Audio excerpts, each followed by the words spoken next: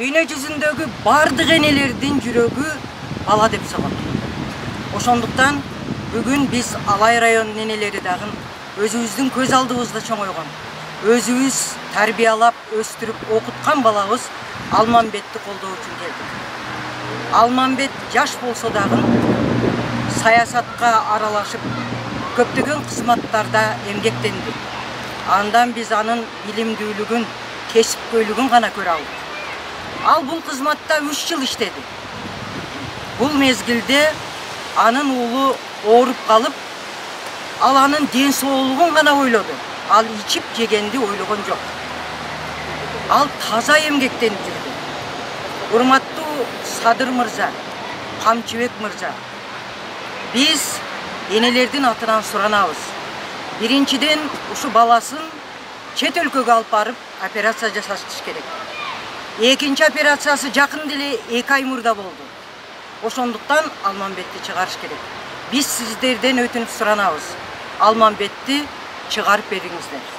Урматтуу Садыр Нуркожоевич, Камчыбек Ташиевич, сиздерге кайрылуубуздун себеби биздин билимдүү чыган, эл үчүн кызмат кылып келе жаткан таза улуубуз Сали Балманбетти УКМКнын кармоочу жайынан чыгарыңыздар.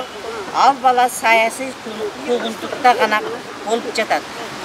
Урматтуу Садыр Нуркожоевич, Камчыбек Ташиевич, Гүлча айыл өкмөтүнүн энелеринин атынан биздин балабыз Алманбеттин ак экенин, өзүнүн классташтары менен 10 жылдан артык убакыт Нур Тамчы кайрымдуулук фондун түзүп, жетим жесирлерге, оорукчандарга жардам берип жүргөн бала эч качан жамандык жолго барбаганын биз көзүбүз менен көрүп туруп, сиздерден суранабыз. Ушул баланы ошотуп бериңиздерди суранабыз. Нуркожоевич, жана Камчыбек Ташиевич, силерден суранарыбыз, биздин Алай элинин чыган жаш улунубуз ушуну бийлик алмашканда эле ошо камап койдуңар. Мунун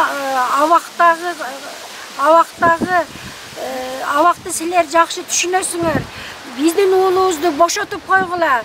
Мунун эч кандай бизде күнөөсү жок.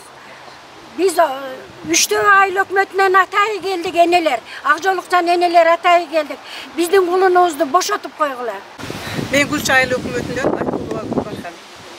Урматтуу Алай жергесинин айымдары, энелер, урматтуу кыргыз элим. Сиздерди мен бүгүн эртеңки боло турган мамлекетибиздин 30 жылдык эгемендүүлүк күнү менен куттуктап кетейин. Эми мен эмне айтмакчымын? Биз энелер бүгүн мына ушул жерде чогулуп тургандай, биз бири-бирибизди аябай колдойбуз. Анткени биз энелердин жүрөгү окшош. Энелердин жүрөгү бала деп гана согот. Энелердин тилеги дагы окшош. Биз кимибиздин балабыздын башына иш түшкөн болсо, биз ошол эне үчүн, ошол эненин баласы үчүн бардыгыбыз кайгырабыз, бардыгыбыздын жүрөгүбүз ыйлайт. Ал турсун биздин элдик президентибиз деп айтып жаткан мына Садыр Нуркожоевич, сиздин апаңыз дагы кандай кайгырса, сиз түрмөдө экениңизде, биз дагы ошондой кайгырганбыз. Биз мына азыр өзүбүздүн уулубуз, кулунубуз Алманбет үчүн дагы ошондой кайгырып, жүрөгүбүз ооруп турат биздин.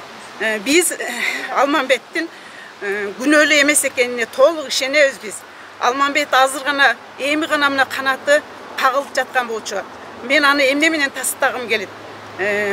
2020 жылы ушу пандемия мезгилинде Алманбет биздин Алай жергесине ушунчалык көп жардамдарды көрсөткөн. Мамлекет башчыларыбызга төмөндөгү ырсаптарын айтат элем.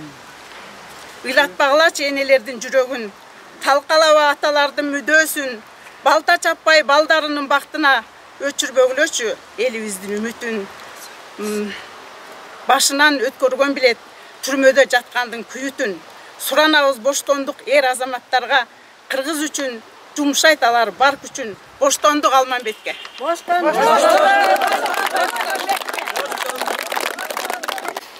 Урматтуу Садыр Нуркожоевич, Камчыбек Ташиевич, бүгүн Алай районунун энелери жүрөгү сыздап Кыргыз Республикасынын президентинин аппарат жетекчисинин орун басары Алмамбет Салиев деп бул жерге ыйлап ушул жерге келип отурабыз. Бул бала интеллекти жогору, акыл эстүү, билимдүү, ыймандуу жигит. Биз ишенбейбиз, Алай району эли ишенбейт бул жеп жеген дегенге. Бекер курук ушак айындын куралы болуп жатат. Биздин суранычыбыз Садыр Нуркочоевич, сиз интеллектүүлүк жогору, билимдүүлүк жогору болсун деп саясат жүргүзүп жатасыз. Ушул жигитти иштетип койбойсузбу? Ушул жигиттин акылын, билимин, интеллектисин кыргыз эли өсүп өнүшүнө пайдаланбайлыбы? Ушундай жигиттердин белине тээп жатсак, коомубуз кантип өнүп өсөт? Буларды кайра пайдаланыш керек. Биз суранабыз, Канчы Ташиевич, ушул Алмамбет Салиевичке боштондук деп ыйлап ушул энелер келип жатабыз. Алмамбетке боштондук.